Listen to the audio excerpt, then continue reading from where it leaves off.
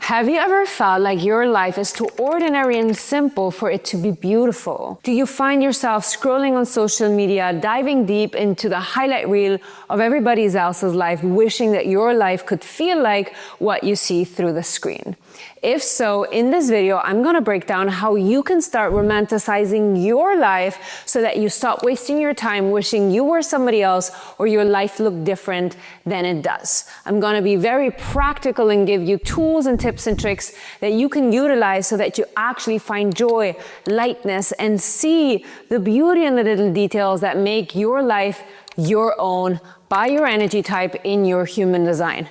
Let's go. My beautiful ladies and gentlemen, the winter season is here, at least if you are on my hemisphere, and this is when our skin gets dry, days are short, weather is cold, and it gets kind of cozy, and we're less social, and we've just been through this intense energetic turmoil with the astrology that we were having the last couple of weeks, Mercury retrograde, I don't know how many planets. It has been intense. And so I wanted to do this video on romanticizing your life so that you have these little nuggets of wisdom that help you reconduct yourself to your inner world. Because oftentimes we can get so distracted by what everybody else is doing, what everybody else is wearing, what I eat in a day for everybody else. And we forget that actually you are the authority to your life and you are in charge of creating the life that feels good to your soul. We are all incredibly individual and unique, and we all have our own little dreams and our own little soul's desires. So once we stop comparing ourselves to other people and we really start comparing ourselves just to ourselves, we start growing exponentially. And so I wanted to really go through each energy type and give you little nuggets of wisdom and practical tips that allow you to connect to how to make your life fuller, more beautiful, lighter, more cozy, and really enjoying this time that is asking us to look inwards, to get in touch with what we want to do for the coming year, what are the things that we've learned, and take a little bit of an audit where we are right now in our life and what are the things we can do to truly enjoy it, because I believe that is the reason that we are here. I truly believe that we get energy from doing the things we love because we're meant to do them more, and we get drained by doing the shit we don't like doing because that is the universe kind of taking away its energy from us so that we stop walking against the path of our purpose. So if you've been feeling drained, if you want a little kick in your energy, if you want to connect to your heart and your soul and see the beauty in the little nuggets of magic that exists in your day, then this video is for you. Welcome to the Human Design Portal, your safe space to decondition so that you can align with the right people, opportunities, abundance in your life. My name is Maika Gabriella, and I'm a human design reader, a deconditioning expert, and the founder of the Transformational Human Design certification. And every week I will deliver tangible, easy to understand information about human design and energetics so that you can actually understand what the hype is all about. So if you're interested in learning more about yourself, please hit the subscribe button. It means the world to me to see this community grow. My lovely projector, this is your season. It's cozy season. Why am I saying this is your season? Because finally, there is not going to be 300 parties to event, 300 meetings to have, going out, socializing. All of that kind of comes down a little bit because it gets cold. People aren't as motivated to constantly be on adventures, do activities, and you finally have an excuse to just get yourself into bed, read a nice book, listen to your audio stories, or whatever else you truly enjoy doing. And I think that this is really beautiful because I really want you to make intention of all of the things that you might feel a bit lazy around or have this limiting belief around being boring. Like, this is boring season, and boring season is so cute. Like, it can be cozy, it can be warm. You can have your pumpkin spice lattes, you can do your chai lattes, your warm chocolate with whipped cream. I want you to put detail into all of the little things that you're doing for self-care. I want you to truly connect to that soft side of yourself where you allow yourself to go to bed early, to sleep your 10 plus hours, to really double down on the curiosities that are living within you. You know, the way that projectors can magnetize their auras when they start studying something. Every time that you feel you're waiting on invitations and you don't know what to do, doubling down on learning something new, going really deep into a book or a subject, or getting a training or getting certified, or any time that you feel invitations are lacking, it is your invitation to actually further this study within yourself and go deep within yourself. And if there is a better moment of the year to do that, it is now. It is before the whole holiday festive season where it's back to going out and meeting people and hanging out with the family and having to deal with all of that. And we're in that pre-season. So really doing that inner work of figuring out where you have invitations in your life, what are people that you need to kick to the curb because they are not making you feel invited, journaling, all of the things that bring out the softness in you, really looking at how you nourish yourself, putting intention in the food that you're creating, allowing yourself to have space to redirect your energy back to you, to really become aware of the little things that bring you joy in life, and focus on where you have invitations, and look back at the last 11 months where you felt success, and make that just like this little switch in your mindset of like, okay, I have this time where everything is a bit slower. It is more supportive of my energy. How can I really linger in sitting in my own energy, getting to love my own energy, and feeling comfortable in journaling, doing the work for myself, and doubling down on anything that can bring you a heightened sense of aligned energy. So I am doubling down on my manifestation practice. I'm doubling down on my subconscious diets and my self-power membership. I restarted my practice to the Soba Kriya Abundance Kundalini Yoga. There's a lot of things that I'm doing where I'm going to bed earlier, very focused on work, on like breaking the blocks that are currently in my way to get to where I want to get to.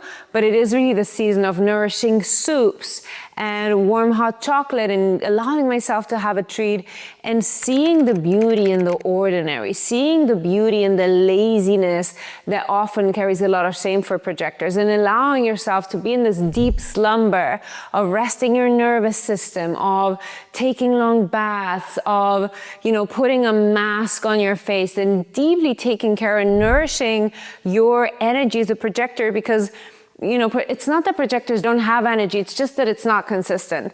So allow yourself now to really contain that energy so that when, festive season is around, Christmas is around, you can actually endure family time and constantly being around, things happening, New Year's Eve party, and like whatever else might be going on in your life. Maybe it's a travel, maybe it's whatever. So double down on the season. This is projector season. Get cozy, get warm, and look at all of the little things that you do in your life that feels boring or ordinary, and really see the beauty in ritual and dedication and devotion, and doing things with quality, not quantity, and taking very strong assessments around the things that are putting on your body, into your body, and how you're treating yourself, because everything right now in your life is a reflection of who you think you're worthy of and what you think you deserve. My beautiful generator, how can you romanticize your life? So you're here to romanticize your life by deeply engaging in your sacral. And so the sacral energy for you is such a core aspect of your energy, of your authenticity, of your magnetism, that this is the time to really take a moment and assess.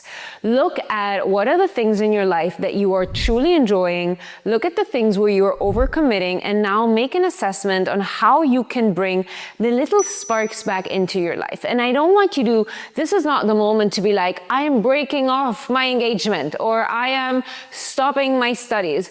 This is really about looking into how you can bring little sparks of joy into your day, because you might not notice that during the whole year you keep saying yes to things you want to do. You find yourself, appeasing clients, appeasing your family, and the little sacral light that you've got inside of you is slowly dimming, allowing you to lack energy, feeling disconnected from your creativity, moving away from your sensual desire.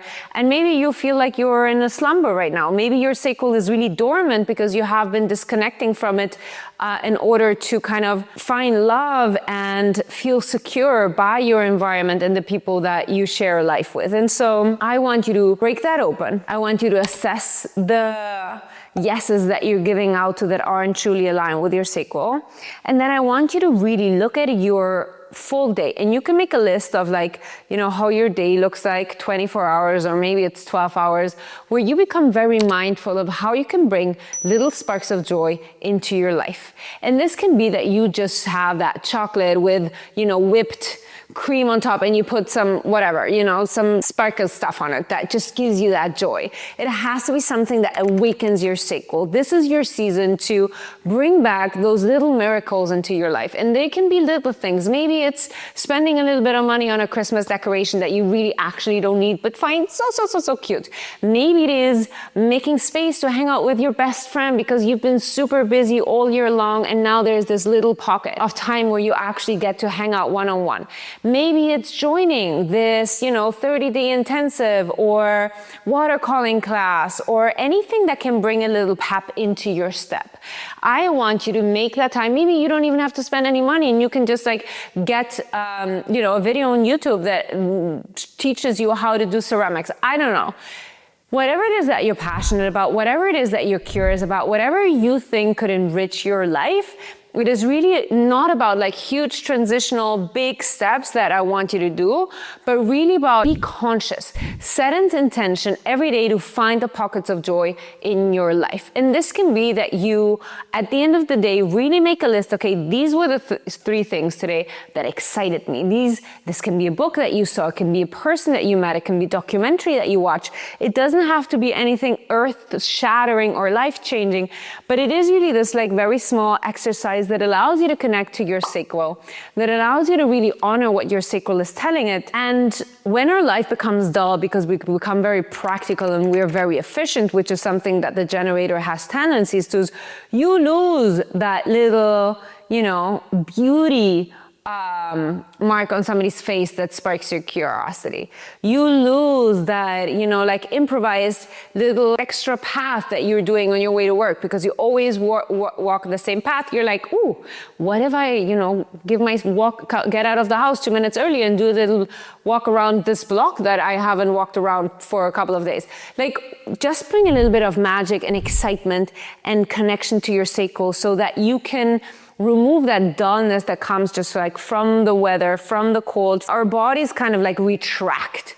And so I want you to break open. I want you to find the little miracles and the little magic in your everyday. And that is becoming very mindful. And you can do this thing that I love doing, which is just setting an intention and be like, listen, universe, show me ways that I can bring little sparks of joy into my day so that I can see how beautiful my life actually is. Because sometimes we're just constantly staring on our phone, looking at other people's lives, and we forget to look up. And sometimes it is as simple as watching a beautiful cloud over the sky, being like, whoa, I hadn't looked at the sky in a while. Maybe it is the sunset. Maybe it is the full moon. Maybe it is the laughter of kids in the park. Maybe it is a dog that comes up running to you, but really connect to the little things in your life that spark your sacral and excitement and joy. Honestly, manifesting generators, I'm like, how do you romanticize your life when your life never gets quiet and still, and all you do is just like constantly running around and being busy with 400 different things? I would love to know in the comments if you are a manifesting generator, if you feel like you do not romanticize your life, because honestly, from all of the manifesting generators I know, you put all of your energy into having an amazing, adventurous, fulfilling life. Like, most of my clients are manifesting generators. Most of my clients' are manifesting generators. You are in pursuit of romanticizing your life. And I do not think that I am going to contribute a lot of information on how you can double down on contributing to that romanticizing your life, because I truly believe that that is the essence of the energy. It is busyness, but it is not busyness just for the sake of doing. It is busyness for the sake of disrupting. It is busyness for the sake of creating, of moving, of forging, of discovering, of learning. I truly believe that you are the masters of romanticizing your life. I mean, I feel projectors are pretty good at it as well. But as a manifesting generator, if you want to romanticize your life, maybe what might be happening that is moving you away from that inherent energy that you already carry is the constraints of the musts and the shoulds. So one of the biggest draining habits that manifesting generators have is this feeling of I'm running 360 degrees. I'm like, have the fifth gear, and I feel like I'm doing, and I'm expelling all of this energy, but I don't feel like I'm moving forward. And this is a very common manifesting generator energy when the doing and the busyness doesn't have a goal. Oftentimes this can be because you're just doing this one thing and it's the rut, it's the generator energy where you're not really embodying the hybridness of being a manifesting generator, where you're just in your generator essence and you have forgotten your manifestor initiating, one step in front of the other, let's go, I'm going after what I want and what I want to pursue energy. Or it can be that you're so much in the pleasing and in the trying to offer to everybody pieces of you that you have forgotten to really get in touch with your sacral. And so anytime that you are sacrificing your sacral, your desires, your joy, your creativity to appease somebody else, this might be in work, this might be in romantic relationships, this might be in family, you are moving away from your natural gift of romanticizing your life. And I think that because you have this manifesting generator gift where you are constantly seeing the beauty and the excitement in little things, it is not so much about bringing back that awareness, but it is around setting you free. Setting you free from believing that you're only worthy of love and attention when you sacrifice, when you do things for others. Setting you free in that idea and that notion that you already know that you can do whatever you set your mind to. But you need that trust from other people. Other people need to put their confidence in you to give you space, room, and a place to breathe so that you can go ahead and forge your own path. Anything that gives that feeling of constraint will remove the joy of your day, will remove that noticeable magic that is always in the air when you are around, because you have this aura that awakens possibility. You have the aura that awakens, a fun interaction with the waiter. You have the aura that kind of bumps into somebody in the street and that turns out to be the love of your life. There's something about the motion of the manifesting generator aura that per se has the capacity to awaken little pockets of joy and fun in your life. But if you're a dulled down manifesting generator that has committed only to the doing of the sacral because it is what serves society most and is afraid of stepping into the manifestor demanding outpouring of desires and manifestation capacities, then that will drain you and that will remove the possibility to see how freaking cool your life is, right? Because honestly, again, manifesting generators, it doesn't take much. And since we are in this cozy season, it can also be the moment where you stop being so busy. Because just because the essence of being a manifesting generator means busyness, it doesn't mean that you can never rest. It actually means the opposite. It means you know when to rest way better than non-sacrals like projectors, reflectors, and manifestors, right? You know when it's time to nap. You know when it's time to go home. You know when it's time to take a bath. So maybe this is your moment to take a pause. Maybe this is a moment to reassess what's happening in your sacral center. Maybe this is your opportunity to dive into things that are more internal. Maybe it is reading a book. Maybe it's treating yourself to massage. Maybe it's going on a stroll, on a walk, getting back into, a new thing that you are excited about doing. Maybe you've been executing, and now you're really like, okay, let me take a moment to just look at my everyday life and figure out what are the little things that I can do so that I can experience more joy, more beauty, more freedom, more adventure, and remove these ideas, concepts, and relationships that are actually trying to dim my light, where I feel like I'm sacrificing myself and I'm losing access to the magic that you inherently carry as a manifesting generator. My beautiful manifestor. So how can you romanticize your life? Your life will be romanticized when you really make peace this beautiful altar that you devote to. So what can happen for you is that you get caught up in this game that society is playing. where you lose connection with the power that you carry and you try to operate and get to your goals by doing, because that's what everybody else is doing and nobody's ever given you permission to be as strong and powerful as you are. And so the thing that I always say, and I'm going to repeat this so often because I think it is the biggest misconception that is keeping manifestors back, which is believing that you achieve things by executing force. You do not need to execute force because your recognition comes from being peaceful. You're not here to bring anger into the world. You're not here to bring force into the world. You're here by dominating people through your peace. The way that you execute power is by peace. We see this in war, right? You can, or like politicians, you can bring war. You have the power for war. You have the power for peace. Literally the same people, the same power, the same position, evil, good. Okay? So instead of trying to go to war every time you want to achieve something in your life, bring peace. Focus on peace. And so since peace is your signature as a manifestor, I want you to romanticize what it is that you do when you are creating this peaceful bubble for yourself. What are the rituals that you can implement so that peace feels like second nature? A lot of us grow up in homes where peace is something that is missing, where our nervous system gets connected to a sense of safety that isn't a pleasant experience. But because our nervous system is connected to chaos and stress being safe, we continue to perpetuate circumstances in our life that are examples of chaos and stress.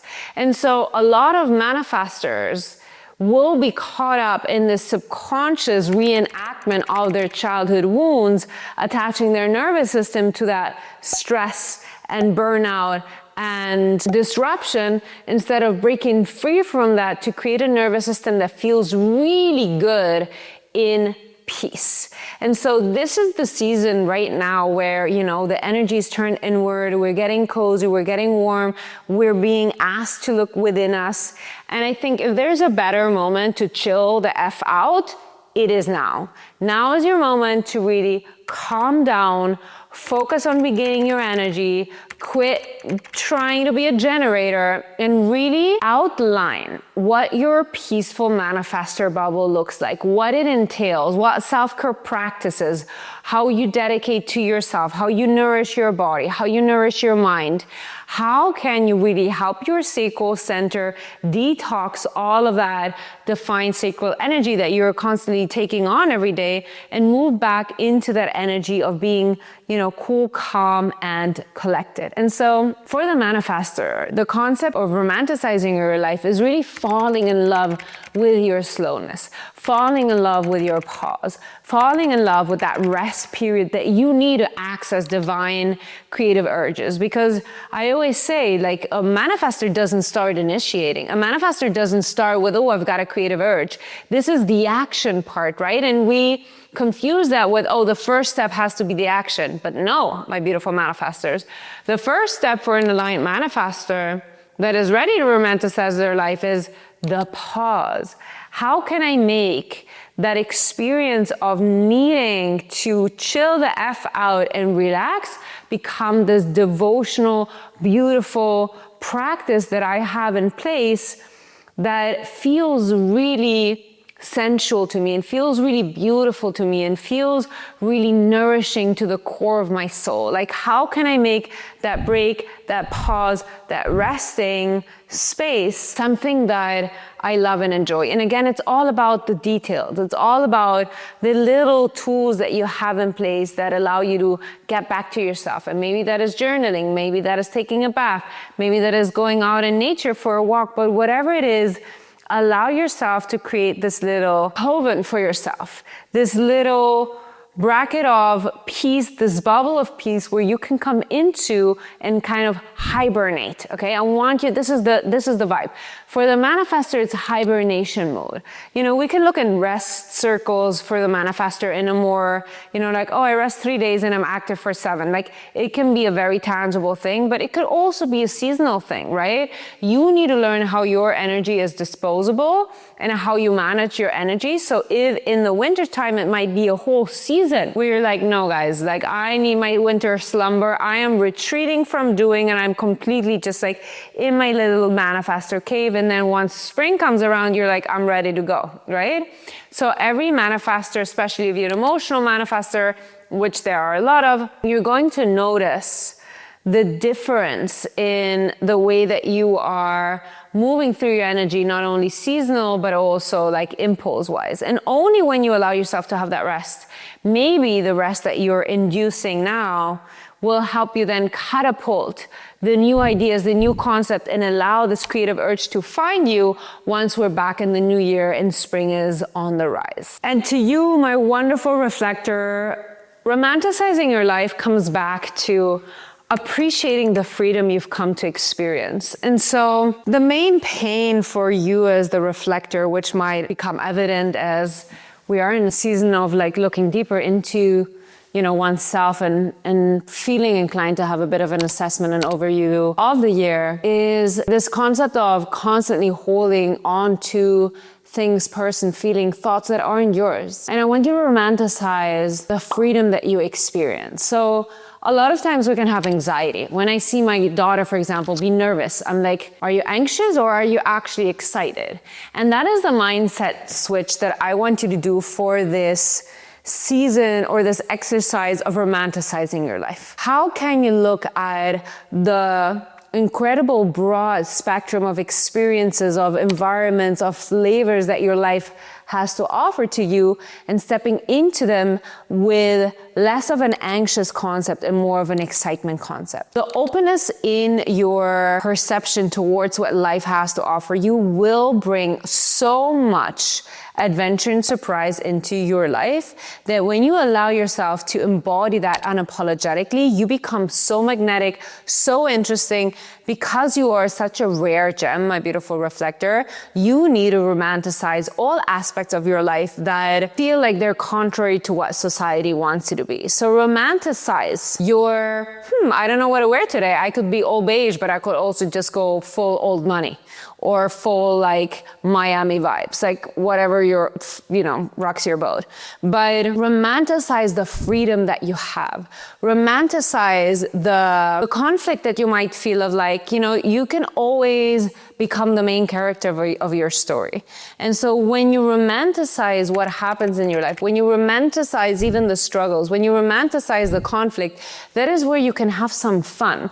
Like even if we look at Kabbalah, which is something that I'm really passionate about, that I've been studying the last 3 years, and it's been the first thing since I discovered human design 8 years that I'm actually interested in. The main thing that like the main tool to kind of like move through resistance and turn your troubles into your destiny is kind of this concept of like, oh, what a pleasure.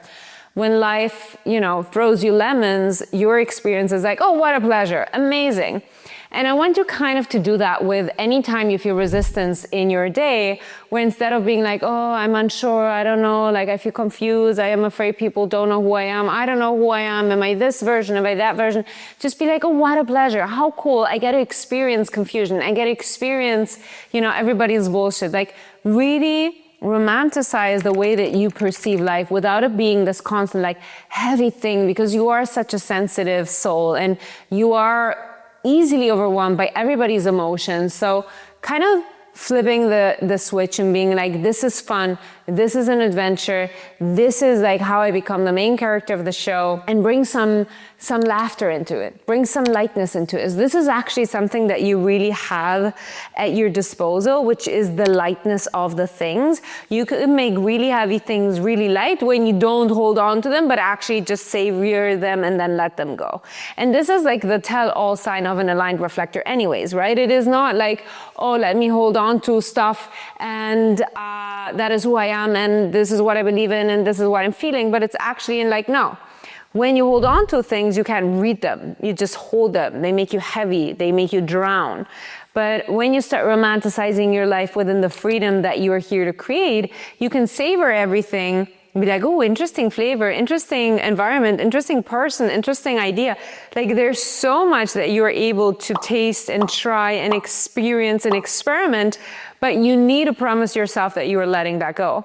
Because another aspect that you can romanticize is that cleansing of, is that removing of, is that, creating an altar to your authentic cleanse white canvas and dedicating time every day to that practice of removing energetic mist that is staying in your energy centers that doesn't belong to you, to really wash every energy center out so that you can come back to your full authentic self without making yourself heavy with all of the BS that the world is throwing at you and that your energy centers and your aura is pulling in that doesn't really belong to you. So the two pieces I want you to romanticize. I want you to romanticize the chaos, the flavor, the adventure, the messiness of not having that definition that you can always hold on to, and embracing that wild, adventurous, I don't know what's gonna happen today energy. And then I want you to romanticize this deep commitment to your whole authentic self, this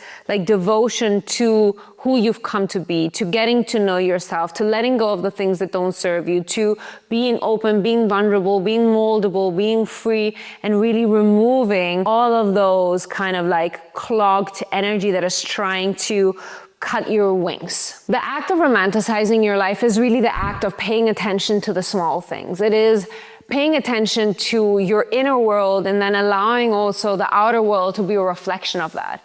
And the best way that you can change your perception is really changing your internal state.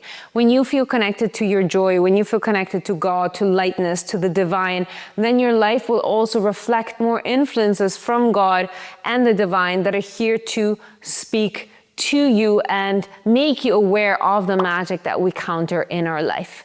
If this video helped you or, inspired some thought, please let me know in the comments below. You guys know that I love to talk to you. If you have new ideas for anything that you'd like me to expand on, please share your ideas and questions with me. And remember, I don't care what anybody says, I love you.